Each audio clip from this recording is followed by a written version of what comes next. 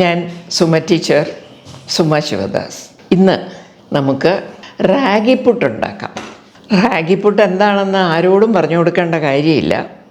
ഈ റാഗി എന്ന് പറയുന്നത് തന്നെ നമുക്ക് എല്ലാവർക്കും വളരെ കൊച്ചിലെ ആദ്യമായിട്ട് കഴിക്കുന്ന വീനിങ് ഫുഡാണ് റാഗിയുടെ കുറുക്ക്. വീനിങ് ഫുഡെന്ന് പറഞ്ഞാൽ മുലപ്പാൽ മാറ്റി കട്ടിയാഹാരം കുറേശ്ശെ തരാൻ തുടങ്ങുന്നത്, അതാണ് വീനിങ് എന്ന് പറഞ്ഞ അർത്ഥം. കട്ടിയല്ല, ചെറിയ സെമി സോളിഡ് ഫുഡ്. അങ്ങനെ മിക്ക കുഞ്ഞുങ്ങളും ഒന്നാമതോ അല്ലെ രണ്ടാമതോ ആയിട്ട് കഴിക്കുന്ന ഫുഡാണ് റാഗി, അത് കുറുക്കിയത്. ഇന്നിപ്പം കുറുക്കല്ല ഉണ്ടാക്കാൻ പോകുന്നത്, പുട്ടാണ്.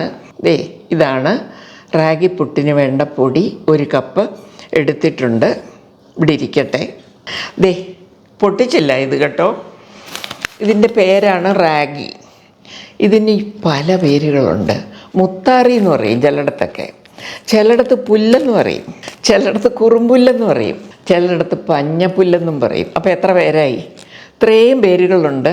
ഇതിൻ്റെ മുഴുവനും കൂടെയുള്ള ഇംഗ്ലീഷിലുള്ള പേരാണ് റാഗി. റാഗി നമ്മൾ കുറച്ച് മഴ കുറഞ്ഞ സ്ഥലങ്ങളിലാണ് ഏറ്റവും നന്നായിട്ടുണ്ടാകുന്നത്. നമ്മുടെ ഇവിടെയും ഉണ്ടാകും. എപ്പോഴാണെന്നറിയോ? മകരക്കൊയ്ത്ത് കഴിഞ്ഞിട്ട്, മകരം കുംഭം മീനം മേടത്തിന് മുമ്പ്, അത്രയും 45-50 ദിവസം മതി ഇത് വളരാനും സീഡ് ഉണ്ടാകാനും ഒക്കെ. എന്തെന്നാണ് ഈ റാഗി എന്ന് ചോദിച്ചാൽ, റാഗി ഒരു മില്ലറ്റാണ്. മില്ലറ്റ് എന്ന് പറഞ്ഞാൽ ചെറുധാന്യമാണ്. ചെറുധാന്യവും ശരിക്ക് ധാന്യവും തമ്മിൽ നല്ല വ്യത്യാസമുണ്ട്. എല്ലാത്തിലും സ്റ്റാർച്ചും ഉണ്ട്, ഇതിലും സ്റ്റാർച്ചുണ്ട്. കാർബില്ല എന്ന് പറഞ്ഞൊക്കെ ചിലരിത് കഴിക്കുന്ന കാണാം. അത് തെറ്റാണ്. അരിയിലും ഗോതമ്പിലും ഉള്ളതിൽ ഒരു 10-15 മില്ലിഗ്രാം കുറവ് കാണും ഇതിന്, അത്രയേ ഉള്ളൂ. കാർബുണ്ട് താനും, കാർബ് വേണം താനും. നമുക്ക് കാർബേ കഴിക്കാതെ മുഴുവൻ സമയവും ഇറച്ചി മീനും മുട്ടയും പിന്നെ ചോറേ ഉണ്ണാതെ ഇരിക്കുന്നതൊക്കെ തെറ്റാണ്. അതെല്ലാം ഈ വാട്സപ്പിൽ ഇങ്ങനെ ഒത്തിരിയൊക്കെ ആദ്യം പറഞ്ഞതിന് നേരെ വിപരീതമായിട്ട് അവർ പറയും. നമ്മൾ മനുഷ്യനാണോ, എനർജി വേണോ, കാർബ് വേണം. അപ്പോൾ എനർജി തരുന്നത് കാർബോഹൈഡ്രേറ്റ് തന്നെയാണ്. ഇതിലും കുറച്ച് നല്ലവണ്ണം ആവശ്യത്തിന് എനർജി ഉണ്ട്. അത് അരിയിലും ഗോതമ്പിലും ഉള്ളതിനേക്കാളും കുറവാണെന്ന് മാത്രമേ ഉള്ളൂ. കാർബ് മാത്രമല്ല ഉള്ളത്, അരിയിലുള്ളതിൻ്റെ ഒരു 10 ഇരട്ടി അയണുണ്ട്, ധാരാളം കാൽഷ്യമുണ്ട്, മഗ്നീഷ്യമുണ്ട്, ഫോസ്ഫറസ് ഉണ്ട്. ഇതുപോലെ മനുഷ്യ ശരീരത്തിന് ആവശ്യമുള്ള എല്ലാ മിനറൽസും ഇതിൽ അടങ്ങിയിട്ടുണ്ട്. പക്ഷേ ഈ പറഞ്ഞ എല്ലാ മിനറൽസും എല്ലാ ഓക്സൈഡ്സും ഫാറ്റ് വളരെ വളരെ വളരെ കുറവാണ്. പിന്നെ ഉള്ളത് പ്രോട്ടീൻ ആണ് 10 ഇരട്ടി ഉണ്ട് എന്ന് പറയുന്നത്. അരിയിലൊക്കെ പ്രോട്ടീൻ വളരെ കുറവാണ്, ഇതിൽ നന്നായിട്ട് അടങ്ങിയിട്ടുണ്ട്. പ്രോട്ടീന് അടങ്ങിയിട്ടുണ്ട് എന്ന് വരികിലും ഇത് നല്ലവണ്ണം കുതിർത്തതിന് ശേഷം മാത്രമേ ഉപയോഗിക്കാവുള്ളൂ. പൊടിക്കുന്നത് പോലും ഒന്ന് കുതിർത്തതിന് ശേഷം. കാരണം എല്ലാ മില്ലറ്റ്സിലും അമിനോ ആസിഡ്സ് ധാരാളമുണ്ട്. ഈ അമിനോ ആസിഡ്സ് ആണ് പ്രോട്ടീനായി മാറുന്നത്. അപ്പോൾ ഈ അമിനോ ആസിഡ്സിൻ്റെ കൂട്ടത്തിൽ ഇതിൻ്റെ കൂടെ ഒരു ഫൈറ്റിക് ആസിഡ് എന്നൊരു സൂത്രം കൂടെയുണ്ട്. ഈ ഫൈറ്റിക് ആസിഡ് എല്ലാ നമ്മുടെ ആഹാര സാധനങ്ങളിലും പ്ലാന്റ് സീഡ്സിലും എല്ലാം അടങ്ങിയിട്ടുണ്ട്. പക്ഷേ നമ്മൾ ഇത് മൂത്ത് എടുത്ത് വീട്ടിൽ ഉപയോഗിക്കാൻ തുടങ്ങുമ്പോൾ നമ്മളതൊന്ന് തീർച്ചയായിട്ടും സോക്ക് ചെയ്യണം. ഒരു 6 തൊട്ട് 8 മണിക്കൂർ വരെ സോക്ക് ചെയ്തിട്ട് മാത്രമേ പ്രത്യേകിച്ചും ഈ മില്ലറ്റ്സ് ഉപയോഗിക്കാവൂ. ഒരു 6 മണിക്കൂർ 8 മണിക്കൂർ കുതിർത്തതിന് ശേഷം വാരി എവിടെയെങ്കിലും ഒരു അരിപ്പപാത്രത്തിലോട്ട് വെച്ചിരുന്നാൽ അത് പിറ്റേ ദിവസം നല്ല വെള്ള നിറത്തിൽ മുള വന്ന് സ്പ്രൗട്ട് ചെയ്ത് ഇരിക്കുന്നത് കാണാം. അപ്പോൾ എടുത്ത് നമുക്ക് വീട്ടിൽ പൊടിക്കാം. വീട്ടിൽ പൊടിക്കുമ്പോൾ അതിൻ്റെ ഒരു ഗുണങ്ങളും പോകുന്നില്ല. ഈ മുളപ്പിച്ചത് കൊണ്ട് കൂടുതൽ ഗുണങ്ങൾ അതിലേക്ക് വരികയുള്ളൂ. ഫൈറ്റിക് ആസിഡിൻ്റെ ദോഷം മാറുകയും ചെയ്യും. ഈ ഫൈറ്റിക് ആസിഡിനെ പേടിച്ചിട്ടാണ് എല്ലാവരും ഇതൊന്ന് കുതുക്കണം. പല സാധനങ്ങളും പയറും ഒക്കെ അതിലെല്ലാം ഉണ്ട് ഫൈറ്റിക് ആസിഡ്. അതൊന്ന് അതിൻ്റെ ഇഫക്റ്റ് കളയുന്നതിന് അല്ലെങ്കിൽ അതിനെ ഡീകമ്പോസ് ചെയ്ത് കളയുന്നതിന് വേണ്ടിയാണ് വെള്ളത്തിൽ കുതിർക്കണം എന്ന് പറയുന്നത്. അതുകൊണ്ട് ഈ പോയിൻ്റ് നമ്മളൊരിക്കലും മറന്നു പോകരുത്. ഇത് ഗ്ലൂട്ടൻ ഫ്രീ ആണ്.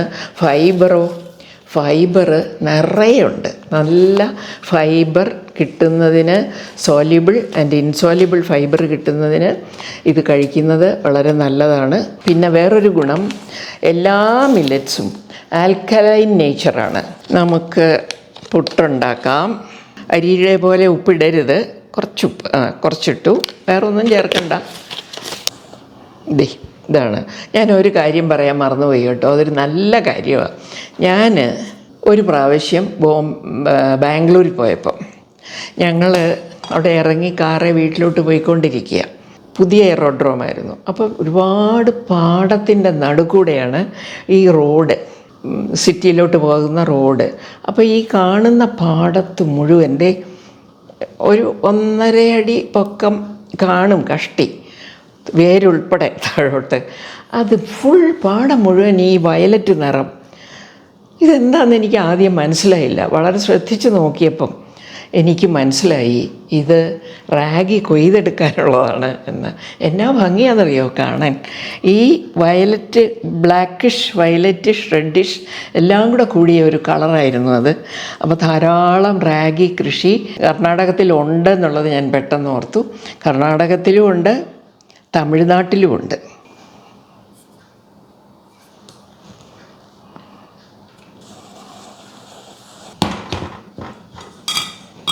ഇത്രയും നമുക്ക് ആദ്യമേ ഇതിൻ്റെ കൂടെ ചേർക്കാം. 1 ടീസ്പൂൺ നെയ്യ് ചേർത്ത് ഒരു 5 മിനിറ്റ് അവിടെ ഇരുന്നോട്ടെ. കണ്ടോ, കൈകൊണ്ട് മുറുക്ക പിടിച്ചാൽ ഉരുളണം.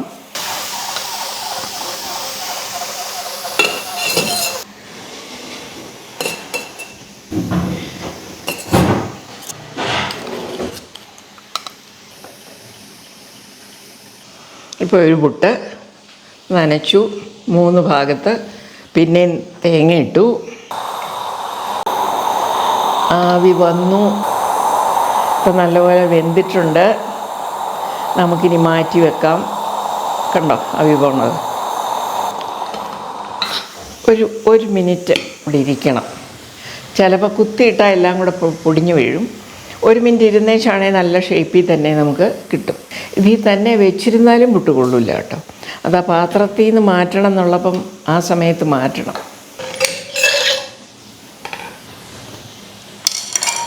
ഇതിൽ നേരത്തെ തന്നെ ഞാൻ പറഞ്ഞു 2 തരം ഫൈബറും, സോളിഡ് ആൻഡ് ഇൻസോളിബിൾ, രണ്ടും അരിയേക്കാളും ഗോതമ്പിനേക്കാളും ഒക്കെ വളരെ നന്നായിട്ടുണ്ട്. അപ്പോൾ അതുകൊണ്ട് നമ്മളിത് കഴിക്കുമ്പം ഡൈജസ്റ്റ് ചെയ്യാൻ കുറച്ചുകൂടി അരിപ്പുട്ടിനേക്കാളും സമയമെടുക്കും, അരിയോ ഗോതമ്പോ അതിനേക്കാളും സമയമെടുക്കും.